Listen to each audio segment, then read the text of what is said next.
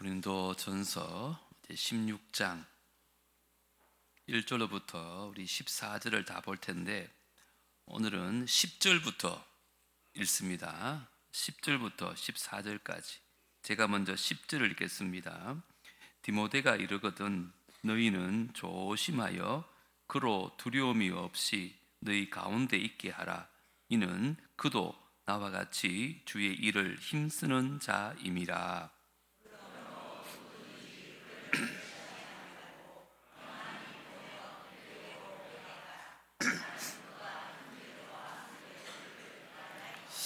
형제 아볼로에 대하여는 그에게 형제들과 함께 너희에게 가라고 내가 많이 권하였으되 지금은 갈 뜻이 전혀 없으나 기회가 있으면 가리라.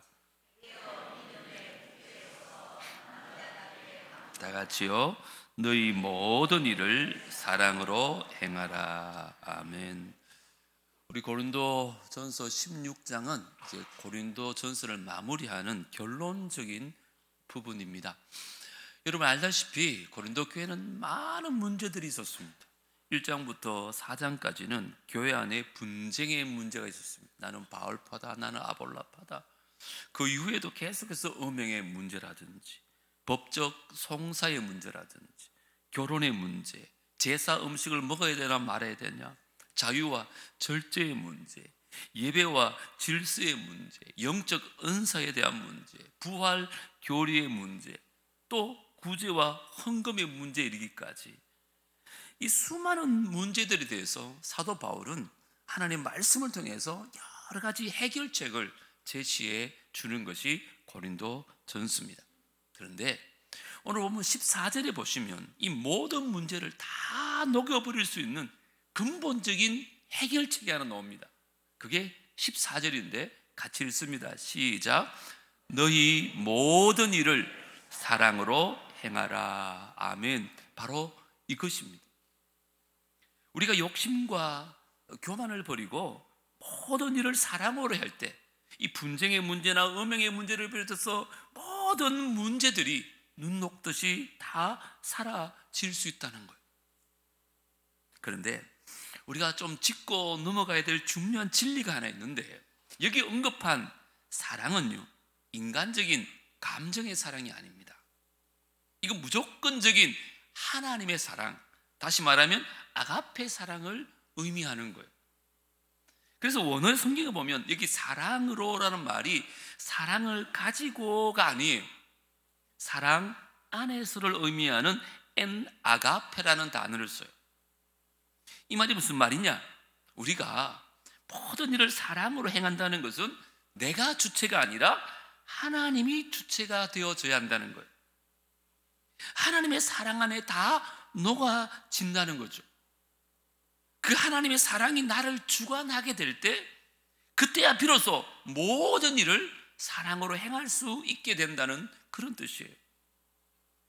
바울은 오늘 본문을 통해서 우리가 사랑으로 행해야 될 구체적인 세 가지를 이야기하고 있습니다. 그 첫 번째가 뭐냐 하면 하나님께 드리는 헌금을 사랑으로 하라고 말합니다. 뭐를요? 헌금을 사랑으로 해라. 자, 1절 다 같이 읽을까요? 시작. 성도를 위하여는 연보에 관하여는 내가 갈라디아 교회들에게 명한 것 같이 너희도 그렇게 하라. 이 말씀은 예루살렘 교회에 큰 기근이 있었어요. 그래서 각지에 있는 교회들이 모교와 같은 예루살렘 교회를 위해서 구제 헌금을 보낼 때의 배경을 이야기하는 거예요. 예루살렘 교회 성도들이요, 팔레스타인 지역에 흉년이 왔어요. 뿐만 아니라 유대 교회에서 기독교로 개종한 사람들에 대한 극심한 핍박이 있었어요. 그래서 궁핍한 생활을 했거든요. 그 소식이 알려지자 온 교회들이 구제 운동에 나선 거예요. 바울을 중심으로. 그래서 2절에 보시면 이 헌금에 대한 원칙을 이렇게 설명해요. 매주 언제? 첫날에. 두 번째는 너희 각 사람이, 모든 사람을 말해요. 세 번째는 수입에 따라. 네 번째는 모아 두어서 내가 갈 때에 연보를 하지 않게 하라. 여기 매주 첫날이란 말은 쉽게 말하면 하나님께 첫 열매를 드려야 한다, 이런 뜻이에요. 여러분, 하나님께 드리는 헌금은요, 우리가 쓸 것 다 쓰고 남은 찌꺼기로 드리는 게 아니에요. 꼭 명심하세요. 하나님께는 제일 먼저 드리는 거예요. 그게 하나님 성금의 원칙이에요. 왜냐? 아무리 돈이 많은 사람이라도 있잖아요, 내가 쓸 거 쓰고 하고 싶은 거 다 하고 나면 온전한 11조를 드릴 수가 없어요. 온전한 예물을 드릴 수가 없어요. 근데 반대로 우리가 아무리 가난하다 하더라도 하나님께 하나님 것을 먼저 드리고 나면 하나님께서 그 나머지 것들은 채워주실 줄 믿습니다. 그게 먼저 그 나라와 그 의를 구하면 하나님께서 모든 것을, 필요한 것들을 채우겠다고 약속하신 거거든요. 그러니까 헌금은 먼저 드리는 거예요. 먼저 구별해야 돼요. 자, 두 번째 원칙이 뭐라고요? 각 사람이, 그렇죠. 모든 사람, 예외가 없는 거예요. 헌금은 부유한 사람만 하는 게 아니에요. 가난한 사람도 예외가 없어요. 근데 원칙이 뭐예요? 수입에 따라 드려라, 이러는 거예요. 많은 사람은 많은 대로, 없는 사람들은 없는 대로 정성을 다해서, 최선을 다해서 드리라는 거예요. 여러분, 구약시대 제사 제도에도 보면 모든 사람이 똑같은 예물을 드리진 않아요. 부자들은 소나 양을 잡아드리고요, 가난한 사람들은 비둘기나 밀가루를 드렸어요. 그런데 하나님은 차별하지 않아요. 그런데 아무도 빈손으로 하나님께 넣지 못하게 했어요. 여러분들이 처한 경제적인 상황이 있잖아요. 그래서 그 기준이 내가 얼마를 해야겠지가 아니에요. 그 가운데 최선을 다해 하나님께 드릴 때 하나님께서는 영광 받으시리라 믿습니다. 그 좋은 예가 가부의 두렙돈을 주님이 칭찬하셨잖아요. 금액으로 보면 아무것도 아니거든요. 그런데 정성을 다한, 최선을 다한 헌금이기 때문에 주님이 기뻐 받았다는 거예요. 자, 세 번째는 뭐라 그래요? 모아두었다가 드리라, 이렇게 해야겠죠. 이건 무슨 말일까요? 그냥 준비 없이 즉흥적으로 이 주머니 저 주머니 막 뒤지면서 헌금 드리는 것이 아니라 미리 정성껏 준비해 두었다가 헌금을 해야 돼요. 여러분, 혹시 그렇게 하고 있습니까? 예전에 우리 어르신들 기억이 나요. 주일이 다가오면 토요일 날 은행을 가셨어요. 그래서 새 돈을 바꿔가지고 그 돈을 드렸거든요. 만약에 은행을 못 가면요, 그 헌돈을 다리미로 이렇게 다리시더라고요. 여러분, 5,000원짜리를 다리면 갑자기 50,000원짜리가 됩니까? 그렇진 않죠. 근데 왜 그렇게 하셨을까요? 하나님께 드리는 것인데, 거지 동냥하는 것이 아니라 하나님께 드리는 것인데 정성을 다해야 된다. 우리 어르신들은 그렇게 헌금을 드렸어요. 저는 이런 정통들은 우리가 다리라는 뜻이 아니라 미리 헌금을 잘 준비해서 드려야 돼요. 그게 원칙이에요. 자, 그리고 3절 4절은 보면 헌금을 이제 어떻게 관리할까, 관리하는 방법을 소개하고 있어요. 이건 같이 한번 읽어보겠습니다. 시작. 내가 이럴 때에 너희가 인정한 사람에게 편지를 주어 너희의 은혜를 예루살렘으로 가지고 가게 하리니 만일 나도 가는 것이 합당하면 그들이 나와 함께 가리라. 잘 이해가 안 되시죠? 그래서 목사가 필요한 거예요. 여기 보면 이제 바울이 사도로서 헌금 관리에 관여하지 않겠다는 것을 밝히고 있는 거예요. 오히려 교인들이 인정할 수 만한 그 사람에게 헌금 관리를 다 맡기지 사도인 자기는 맡기지 말라는 거예요. 만약에 꼭 필요하다면 그 사람과 함께 예루살렘으로 가겠지만 자기가 헌금을 관리하는 것은 아니다는 거예요. 여러분, 여기서 우리가 배울 수 있는 진리가 하나 있어요. 목회자는 재정적인 면에 관여하지 말고 믿을 만한 평신도를 세워서 그분들에게 맡기는 것이 맞습니다. 목회자는 성경 읽고 기도하는 데 전념해야 되지, 예를 들어서 예배 마치고 제가 헌금 개수하고 있으면 되겠습니까? 안 되죠. 그래서 우리 교회는 목회자가 재정일을 전혀 터치하지 않아야 하고 오직 장로님과 부장 집사님들이 다 재정을 관리합니다. 그뿐만 아니라 저는요, 교인들의 헌금 내역도 모릅니다. 여러분들이 얼마 헌금하는지 저는 몰라요. 근데 어떤 분 그러시더라고요. 내가 헌금을 정성껏 했는데 우리 목사님 알아주지도 않는다고. 제가 알아주지 않는 게 아니라 몰라요. 저는 그게 맞다고 생각해요. 왜요? 그래야 사람을 차별하지 않고 사랑할 수 있어요. 저도 인간인데 헌금 많이 하는 사람 더 마음이 갈 거 아니에요. 그래서 몇몇 목사님들은 야, 어떻게 재정 보고를 안 받냐고. 저는 이때까지 안 받았어요. 앞으로도 안 받을 거예요. 이게 사도 바울이 그랬다니까요. 그래서 여러분 앞에 공고하는데 하나님께 헌금을 드릴 때 사랑을 다해서 그렇게 드리십시오. 그게 주님 기뻐하시는 헌금이 될 줄 믿습니다. 자, 두 번째는 사도 바울이요, 도움이 필요한 이웃을 사랑으로 대하라 이렇게 말합니다. 하나님께 드리는 헌금뿐만 아니라 사랑이 필요한 이웃들에게 사랑으로 대해라. 자, 5절부터 제가 한번 읽어드립니다. 내가 마게도냐를 지날 터이니 마게도냐를 지난 후에 너희에게 가서 혹 너희와 함께 머물며 겨울을 지낼 듯도 하니 이는 너희가 나를 내가 갈 곳으로 보내어 주게 하려 함이라. 이제는 지나가는 길에 너희 보기를 원하지 아니하노니 이는 만일 주께서 허락하시면 얼마 동안 너희와 함께 머물기를 바랍니다. 당시에 바울은 에베소 지역에 있었어요. 그렇게 마게도냐를 비롯해서 갈 데가 너무너무 많았어요. 바쁘셨거든요. 그런데 가장 많은 문제를 갖고 있고 가장 골치 아팠던 고린도 교회를 그런 다른 장소들처럼 잠시 들렸다 갈 수는 없다는 얘기를 하고 있는 거예요. 당신들이 이렇게 큰 고통을 갖고 있는데 내가 어떻게 모른 척 할 수 있겠습니까? 원래는 고린도는 잠시 들렸다가 제가 마게도냐로 가서 많은 시간을 할애하려고 했는데 내 계획을 바꿔가지고 고린도에서 겨울을 같이 나겠습니다. 이렇게 얘기하는 거죠. 실제로 AD 57년 겨울부터 AD 58년 봄까지 한 3개월 동안 사도 바울은 고린도 교회에 머물면서 그들과 함께 씨름하면서 그들의 문제 해결을 위해서 힘을 보태준 거예요. 이게 쉬운 일이 아닙니다. 뿐만 아니라 8절부터 보세요. 내가 오순절까지 에베소에 머물려 하면 내게 광대하고 유효한 문이 열렸으나 대적하는 자가 많음이라. 바울이 에베소에서 한 3년 동안 사역했거든요. 오늘 오전에 봤던 그때 사역이 왕성하게 진행되어졌어요.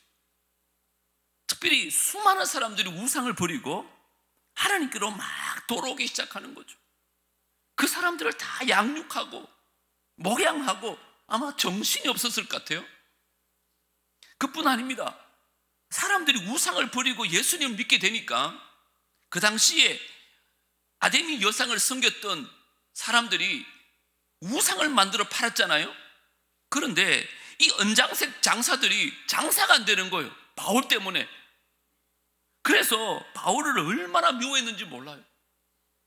그러니까 이분들은 그냥 사람의 영혼 구원에는 전혀 관심 없고 그냥 경제적인 것만 바라보고 바울을 미워하고 폭동을 일으키고 바울을 죽이려고 특공대를 만들고 그런 음모를 꾸민 거예요. 자, 그러면 바울의 hành 정의 생각이 되겠죠. 언제 막 돌이 날아올지, 언제 화살이 날아올지 위험천만한 상황들을 지내고 있는 거죠. 그런데 그때도 바울은 새로운 교인들 양육하고 교회를 개척하고 편지를 쓰고 얼마나 정신이 없겠어요. 얼마나 마음이 고통이 심했겠어요. 요즘 말로 얼마나 스트레스가 많았겠어요. 그럼에도 바울은 자기가 목양하고 또 복음을 전했던 이 고린도 교인들이 여러 가지 내용을 겪으며 힘든 시간들을 보낸다는 소식을 듣고는 모든 것을 제쳐놓고 내가 여러분과 함께하길 원합니다. 여러분의 고통을 함께 나누기 원하고 여러분 문제를 같이 기도로 씨름하며 해결하기 원합니다. 그렇게 헌신을 했다는 거예요. 여러분 한번 생각해 보세요. 우리가 모든 일이 좀 편하고 내 마음에 고통이 없을 때는 남을 돕는 것이 그렇게 어렵진 않아요. 그런데 막상 내 삶이 너무너무 어렵고 힘든데, 내가 너무 바쁜데, 남을 돌아볼 시간도 없고 정신도 없는데, 내 주변에 있는 사람의 부족함과 그 고통을 같이 나눠주는 것은 쉽지 않거든요. 그런데 그렇게 하신 분이 누구신지 아세요? 그분이 예수님이세요. 예수님 우리를 긍휼히 여기시고 목자 없는 양같이 불쌍히 계셔서 예수님이 그렇게 바쁘신데도 우리를 위해서 헌신해 주셨어요. 그리고 오늘 본문의 사도 바울이 우리에게 그 본을 보여준 거예요. 우리 삶 속에서도 어떠한 어려움이 있든지 간에, 얼마나 우리가 분주하고 바쁜 삶을 살고 있든지 간에, 예수님은 우리가 그리스도의 사랑의 손과 발이 되어서 남들을 어루만져주는 귀한 도구로 사용하기를 원한다는 거예요. 부탁드립니다. 나의 어려움을 보기 전에 우리 옆에 있는 사람의 어려움을 먼저 볼 수 있는 저와 여러분 되기를 주의 이름으로 축복합니다. 근데 신기한 것은요, 우리가 남의 어려움을 도울 때 나도 모르게 나의 어려움이 해결되는 것을 저는 많이 경험합니다. 내가 자유케 되는 거예요. 내가 강건하게 되는 거예요. 그게 하나님 나라의 법칙인 것 같아요. 오늘 이 시간 여러분의 도움이 필요한 사람들, 이웃이 누군지 한번 떠올려 보셨으면 좋겠어요. 사업의 실패와 경제적인 어려움을 겪고 있는 분들 우리 가운데 있잖아요. 그것 때문에 낙심하고 있는 분들, 도움의 손길과 따뜻한 격려 한마디를 전하기 위해서 여러분의 걱정과 근심을 뒷전으로 할 수 있겠습니까? 인간의 힘으로 어찌할 수 없는 큰 장벽을 부딪혀가지고 하나님의 어루만지심이 절심이 필요한 우리 교회의 교원도 있잖아요. 그분들 위해서 여러분이 바쁜 일손을 좀 내려놓고 중보의 기도 무릎을 꿇을 준비가 되어 있습니까? 그게 교회입니다. 하나님은 바울과 같은 도움이 필요한 이웃들에게 그리스도의 손과 발이 되어주기 위해서 나 자신의 문제를 내려놓고 그 하나님의 사랑으로 뛰어가는 사람을 통해서 귀한 역사를 일으킬 줄 믿습니다. 우리 남북의 모든 성도님들이 그리스도의 손과 발이 되어서 이웃의 아픔을 치유하는 귀한 일꾼들 다 되기를 주의 이름으로 축복합니다. 자, 마지막 세 번째, 함께 숨기는 동력자들에게 사랑으로 대하라고 바울은 권면합니다. 주의 종들과 옆에 있는 동력자들을 사랑으로 대하십시오. 우리 10절 11절은 같이 한번 읽어보겠습니다. 시작. 디모데가 이르거든 너희는 조심하여 그로 두려움이 없이 너희 가운데 있게 하라. 이는 그도 나와 같이 주의 일을 힘쓰는 자임이라. 그러므로 누구든지 그를 멸시하지 말고 평안히 보내어 내게로 오게 하라. 나는 그가 형제들과 함께 오기를 기다리노라. 바울은 고린도 교회 문제들을 해결하기 위해서 자기가 가기 전에 먼저 사랑하는 아들 디모데를 보냅니다. 나의 어린 디모데를 보내면서 얼마나 마음에 조바심이 있겠습니까? 교회가 지금 당파 싸움을 하고 있거든요. 그래서 혹시나 교원들이 이 어리다고 해코지하지는 않을까, 어리다고 무시하고 있지는 않을까, 그 디모데를 배려하는 마음으로 너희들 디모데를 존중해줘라.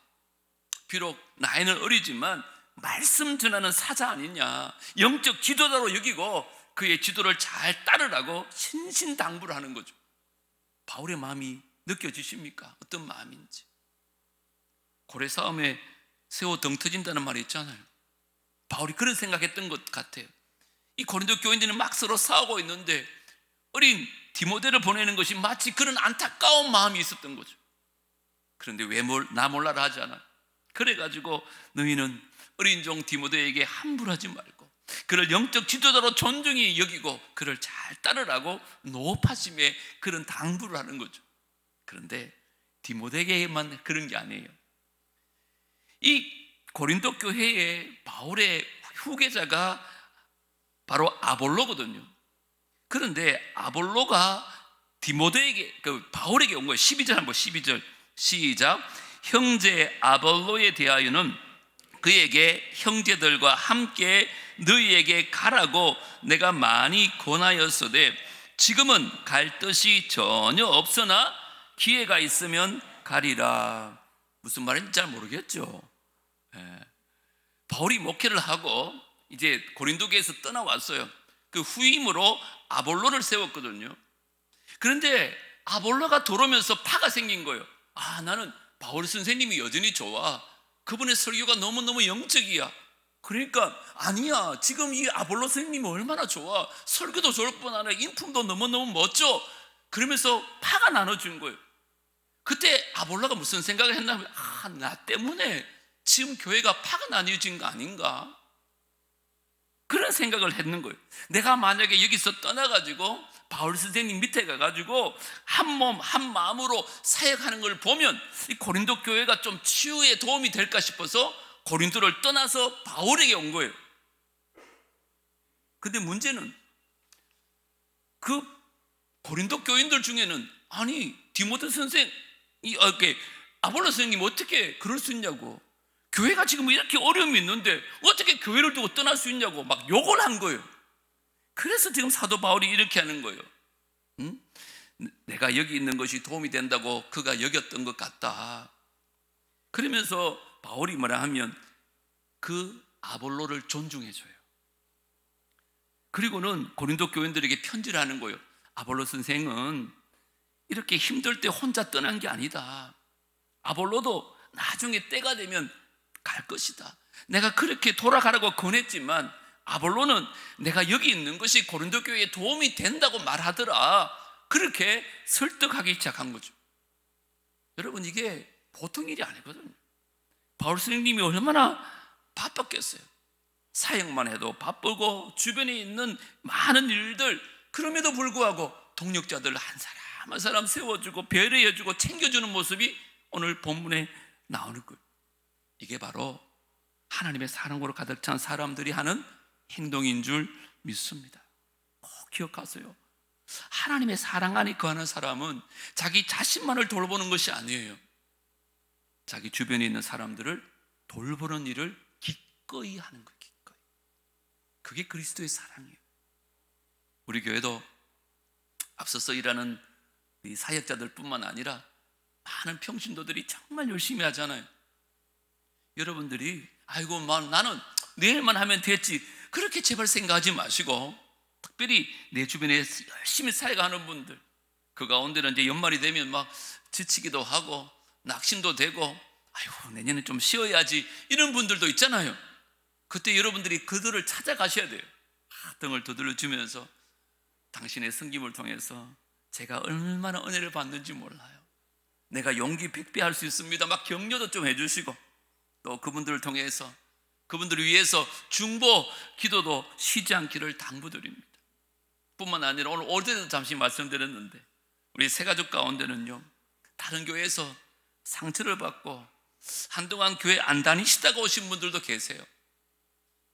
오랫동안 신앙생활 안 하다가 오신 분들이 교회에 정착하는 게 쉽지 않습니다.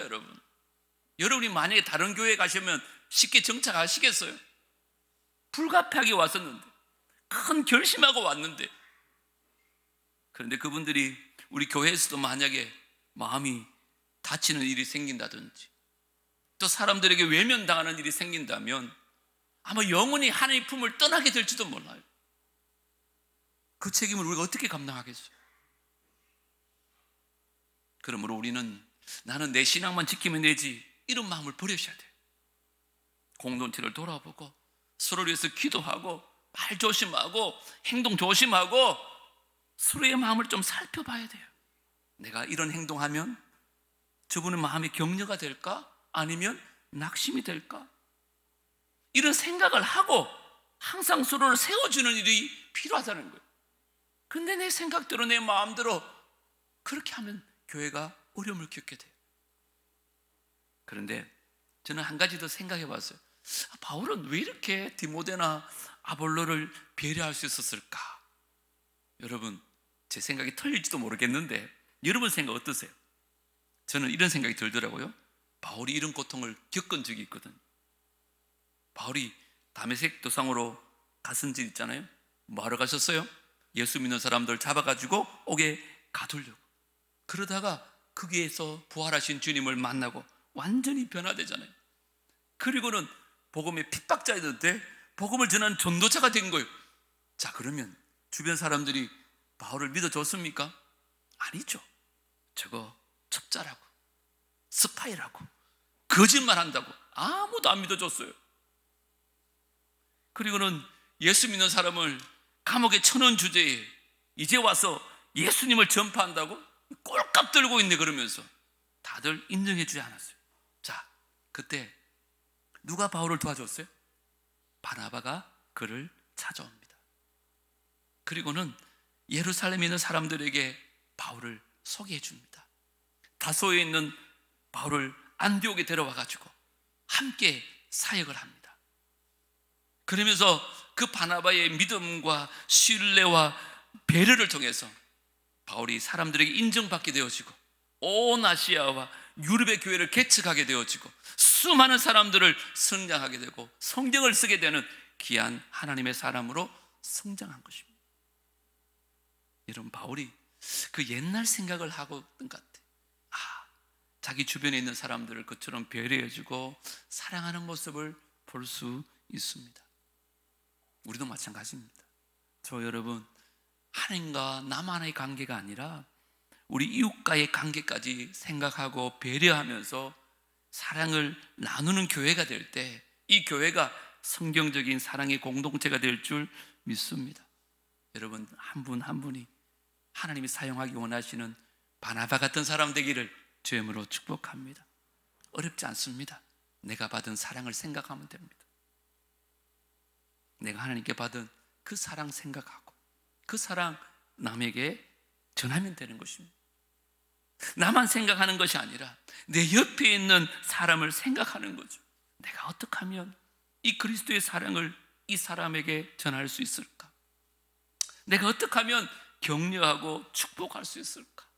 내가 어떻게 하면 우리 교회에 잘 정착하고 또 영적으로 성장하도록 내가 그를 섬길 수 있을까? 이런 겸손한 마음으로 나보다 남을 먼저 생각하면서 서로를 섬기는 일을 할 때 하나님께서 우리 교회를 가정 같은 교회로 만들어주시고 세상에서 온갖 상처를 받고 온 영혼들이 치유함을 받고 그리스도의 사랑을 느낄 수 있는 그런 역사가 일어나게 될 줄 믿습니다. 우리 마지막으로 13절, 14절 다시 한번 보고 마치겠습니다. 시작. 깨어 믿음에 굳게 서서 남자답게 강건하라. 너희 모든 일을 사랑으로 행하라. 너희 모든 일을 사랑으로 행하라 하기 전에 먼저 13절에 뭐라 그래요? 단서가 있어. 단서가 뭐라고요? 깨어 믿음에 굳게 서서 남자답게 강건하라 그랬어요. 남자답게 강건한다는 게 무슨 뜻일까요? 원어에 보면 용기 있게 행하라 이런 뜻이에요. 이 말은 모든 일에 사랑으로 행하는 것이 쉬운 일이 아니라는 거예요. 그냥 생각만으로 되는 게 아니라는 거예요. 그냥 우리가 애틋한 감정만 가지고 있어서 되는 게 아니라는 거예요. 뭐요? 용기 있게 행동으로 옮겨야 가능하다는 거예요. 오늘도 마찬가지입니다. 오전에도 이런 말씀 들었고 오후에도 비슷한 말씀 듣잖아요. 그냥 들음으로 끝이 나면 우리 교회는 변하지 않습니다. 하지만 여러분들이 용기를 가지고 행할 때 하나님께서 기뻐하시는 교회로 변하게 될 줄 믿습니다. 내 삶이 아무리 바쁘고 분주하도 정신이 없을 때 남 돌보는 거 쉽지 않습니다. 내게 중요한 것을 내려놓을 수 있는 용기가 필요합니다. 내가 남을 돌볼 때 하나님이 나를 돌보신다는 그 믿음이 필요합니다. 또한 많은 사람들이 어떤 사람을 욕할 때 있잖아요. 그 사람을 내가 보호해주고 세워주는 것, 많은 용기가 필요합니다. 휩쓸리기 쉽거든요. 그러나 우리가 믿음 위에 굳게 서서 정말 서로를 돌보며 그 예수님의 사랑으로 서로를 축복하는 사람이 될 때 하나님께서 우리 교회가 모든 일을 사랑으로 행하고 모든 사람을 사랑으로 감싸며 그리스도의 사랑으로 충만한, 그래서 날마다 구원받는 백성들이 숫자가 늘어나고 이 대구 땅을 하나님 나라로 세워가는 놀라운 역사에 쓰임받는 교회가 될 줄 믿습니다. 모든 일에 사랑으로 행하십시오. 먼저는 하나님께 드리는 헌금을 제발 사랑으로 정성을 다해서 드리십시오. 두 번째는 도움이 필요한 이웃을 외면하지 마시고 그들을 먼저 생각하고 그들에게 그리스도의 사랑을 전하십시오. 뿐만 아니라 함께 교회를 섬기는 많은 동력자들이 있습니다. 그분들에게도 사랑으로 대할 수 있는, 그래서 사랑이 충만한 남북에 될 수 있게 되기를 주의 이름으로 축복합니다. 하나님 아버지, 고린도전서의 마지막 부분이 다다랐습니다. 그 많은 문제들을 가졌던 교회에 사도 바울은 모든 일에 사랑으로 행하라고 명령하셨습니다. 하나님, 우리 오늘 이 말씀 마음으로 받게 하시고 용기 있게 행할 수 있도록 도와 주시옵소서. 하나님께 드리는 헌금의 모습을 한번 돌아봅니다. 정말 정성을 다하여 최선을 다하여 드리고 있는지, 혹이나 우리 주변에 나의 도움이 필요한 분들이 분명히 있는데 나만 생각하는 이기적인 사람은 아닌지, 또 함께 동력하고 있는 많은 교역자들과 동력자들이 내가 과연 그들을 존중하고 그들을 사랑하고 대하고 있는지, 하나님 우리 안에 사랑의 영을 부어주시고 예수님이 그랬던 것처럼, 바울이 그랬던 것처럼 우리도 그렇게 행할 수 있게 하여 주시옵소서. 그래서 하나님의 사랑이 흘러 넘치는, 그래서 이 땅을 그 사랑으로 덮을 수 있는 귀한 교회 되게 하시고 귀한 성도들 되게 하여 주시옵소서. 예수님 이름으로 기도드리옵나이다. 이 시간 좀